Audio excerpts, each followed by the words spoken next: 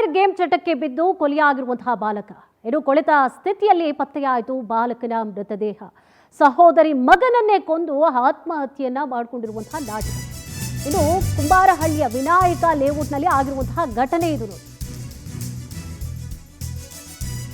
ಕೊಳೆತಂತಹ ಸ್ಥಿತಿಯಲ್ಲಿ ಪತ್ತೆ ಆಗಿದೆ ಬಾಲಕನ ಮೃತದೇಹ. ಸಹೋದರಿ ಮಗನನ್ನೇ ಕೊಂದು ಆತ್ಮಹತ್ಯೆ ಅಂತ ನಾಟಕ ಮಾಡಲಾಗಿದೆ. ಕುಂಬಾರಹಳ್ಳಿಯ ವಿನಾಯಕ ಲೇಔಟ್ನಲ್ಲಿ ಆಗಿರುವಂತಹ ಘಟನೆ ಇದು. ಸಹೋದರಿ ಮಗನನ್ನೇ ಕೊಂದು ಆತ್ಮಹತ್ಯೆ ಎಂದು ನಾಟಕ ಮಾಡಲಾಗಿದೆ. ಕುಂಬಾರಹಳ್ಳಿಯ ವಿನಾಯಕ ಲೇಔಟ್ನಲ್ಲಿ ಆಗಿರುವಂತಹ ಘಟನೆ ಇದು. ಸೋಲದೇವನಹಳ್ಳಿ ಪೊಲೀಸ್ ಠಾಣೆಯಲ್ಲಿ ಕೇಸ್ ಕೂಡ ದಾಖಲಾಗಿದೆ. ಫ್ರೀ ಫೈರ್ ಗೇಮ್ ಚಟಕ್ಕೆ ಬಿದ್ದು ಕೊಲೆಯಾಗಿರುವಂಥದ್ದು ಬಾಲಕ. ಕೊಳೆತಂತಹ ಸ್ಥಿತಿಯಲ್ಲಿ ಪತ್ತೆಯಾಯಿತು ಬಾಲಕನ ಮೃತದೇಹ. ಗಮನಿಸ್ತಾ ಇದ್ದೀರಿ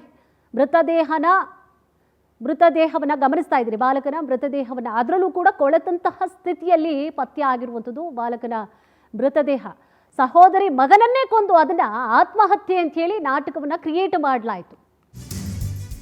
14 ವರ್ಷದ ಅಮೋಘ ಕೀರ್ತಿ ಕೊಲೆಯಾಗಿರುವಂತಹ ಬಾಲಕನನ್ನ ಕೊಲೆ ಮಾಡಿರುವಂಥದ್ದು ಆರೋಪಿ ನಾಗಪ್ರಸಾದ್ ಅಕ್ಕ ಶಿಲ್ಪ ಎಂಬ ಆಕೆಯ ಮಗ ಅಮೋಘ ಆಗಿರುವಂಥದ್ದು. 8 ತಿಂಗಳಿನಿಂದ ಮಾವನ ಜೊತೆಯಲ್ಲಿ ಅಮೋಘ ಮಾವನ ಜೊತೆಯಲ್ಲಿ ವಾಸ ಇರ್ತಾನೆ ನೋಡಿ. ಈ ವೇಳೆ ಫ್ರೀ ಫೈರ್ ಗೇಮ್ಗೆ ಅಡಿಕ್ಟ್ ಆಗಿರ್ತಾನೆ ಬಾಲಕ. ಹಣಕ್ಕಾಗಿ ಮಾವನ ಬಳಿಯಲ್ಲಿ ಪೀಡಿಸ್ತಾ ಇರ್ತಾನೆ ಅಮೋಘ ಯಾವಾಗಲೂ ಕೂಡ. ಮನನೊಂದು ಬಾಲಕನ ಕತ್ತು ಸೀಳಿ ಕೊಲೆ ಮಾಡಿದ್ದಾರೆ ಮಾವ. ಸ್ವಂತ ಮಾವನೇ ಮಾಡಿರುವಂಥದ್ದು ಇದು. ಕೊಲೆ ಮಾಡಿ ಕೆರೆಗೆ ಹಾರಿ ಆತ್ಮಹತ್ಯೆ ಅಂತ ಹೇಳಿ ಬಿಂಬಿಸಿರ್ತಾನೆ. 14 ವರ್ಷದ ಅಮೋಘ ಕೊಲೆಯಾಗಿರುವಂತಹ ಬಾಲಕ. ಕೀರ್ತಿ ಕೊಲೆಯಾಗಿರುವಂತಹ ಅಮೋಘ ಕೀರ್ತಿ ಕೊಲೆಯಾಗಿರುವಂತಹ ಬಾಲಕನಾಗಿದ್ದಾನೆ.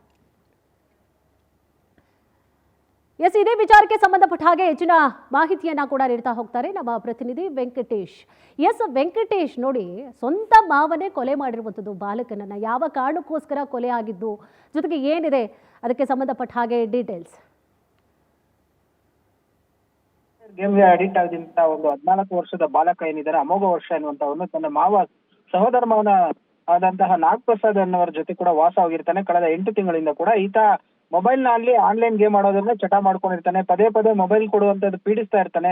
ಸಾಕಷ್ಟು ಬಾರಿ ಬುದ್ಧಿ ಹೇಳಿದ್ರು ಕೂಡ ಕೇಳೋದಿಲ್ಲ. ಆಗ ಈತ ವಿಕೋಪಕ್ಕೆ ಹೋಗಿ ಆತನನ್ನ ಕೊಲೆ ಮಾಡ್ತಾನೆ. ಕೊಲೆ ಮಾಡಿದ ನಂತರ ಒಂದು ಮೃತದೇಹವನ್ನ ಕೂಡ ಅಲ್ಲೇ ಬಿಟ್ಟು ಆತ ಆತ್ಮಹತ್ಯೆ ಒಂದು ಪ್ರಯತ್ನವನ್ನ ಮಾಡ್ತಾನೆ. ಹೋಗಿ ಕೆರೆಗೂ ಕೂಡ ಆತ ಹೋಗಿ ವಾಪಸ್ ಆಗ್ತಾನೆ. ಹಣ ಇಲ್ಲ ಅಂತ ಹೇಳಿ ಮತ್ತೆ ವಾಪಸ್ ಬಂದು 3 ದಿನಗಳ ಕಾಲ ಈತ ಮೆಜೆಸ್ಟಿಕ್ ನ ಸುತ್ತಮುತ್ತ ಕೂಡ ಓಡಾಡ್ಕೊಂಡಿರ್ತಾನೆ. ಆದ್ರೆ ಈತನಿಗೆಲ್ಲೋ ಒಂದು ಕಡೆ ಪಾಪ ಪ್ರಜ್ಞೆ ಕಾಡ್ತಾ ಇರುತ್ತೆ. ಆ ಸಂದರ್ಭದಲ್ಲಿ ಆತ ಕೂಡ ನೇರವಾಗಿ ಹೋಗಿ ಒಂದು ಪೊಲೀಸರ ಮುಂದೆ ಸರೆಂಡರ್ ಆಗ್ತಾನೆ. ಈ ರೀತಿ ಆಗಿದೆ ಅಂತ ಹೇಳಿ ಘಟನೆಗೆ ಸಂಬಂಧಪಟ್ಟಂತೆ ಈಗ ಸೋಲ್ದೇವನಹಳ್ಳಿ ಪೊಲೀಸರು ಕೂಡ ಪ್ರಕರಣವನ್ನು ದಾಖಲಿಸಿಕೊಂಡು ಆರೋಪಿ ನಾಗಪ್ರಸಾದನನ್ನ ವಿಚಾರಣೆಯನ್ನ ಮಾಡ್ತಾ ಇರುವಂತದ್ದು. ಸೋಲ್ದೇವನಹಳ್ಳಿ ಬಳಿ ಇರುವಂತಹ ಒಂದು ಕುಂಬಾರಹಳ್ಳಿ ಎಲ್ಲಿರುವಂತಹ ವಿನಾಯಕ ಲೇಔಟ್ ನಲ್ಲಿ ಇವರು ವಾಸವಾಗಿದ್ರು. ಸೊ ಈ ಸಂದರ್ಭದಲ್ಲಿ ಮಾವನ ಜೊತೆ ಕೂಡ ಅನ್ಯೋನ್ಯವಾಗಿ ಇದ್ದ. ಆದ್ರೆ ಮನೆಯಲ್ಲಿ ಕೂಡ ಈ ಬಾಲಕ ಒಂದಷ್ಟು ಕಿರಿಕನ್ನ ಮಾಡ್ಕೊಂಡಿದ್ದ ಅಂತ ಹೇಳಿ ಆ ಮಾವನ ಜೊತೆ ಕೂಡ ಕಳಿಸಿರ್ತಾರೆ. ಆದ್ರೆ ಆ ಸಂದರ್ಭದಲ್ಲಿ ಈತ ಸರಿಯಾದ ರೀತಿಯಲ್ಲಿ ಮನಸ್ಸಿನ ಹತೋಟಿಯಲ್ಲಿ ಇಟ್ಕೊಳ್ಳದೆ ಮೊಬೈಲ್ ಗೇಮ್ಗೆ ಅಡಿಕ್ಟ್ ಆಗಿ ಈ ರೀತಿಯಾದಂತಹ ಒಂದು ದುರ್ಘಟನೆ ಆಗಿರುವಂತದ್ದು. ಸದ್ಯ ಈಗ ಪೊಲೀಸರು ಕೂಡ ಆರೋಪಿಯನ್ನ ಈಗ ತನಿಖೆಯನ್ನ ಮಾಡ್ತಾ ಇರುವಂತದ್ದು. ಕುಸುಮ. ಥ್ಯಾಂಕ್ ಯು ತಮ್ಮೆಲ್ಲ ಡೀಟೇಲ್ಸ್ಗಾಗಿ.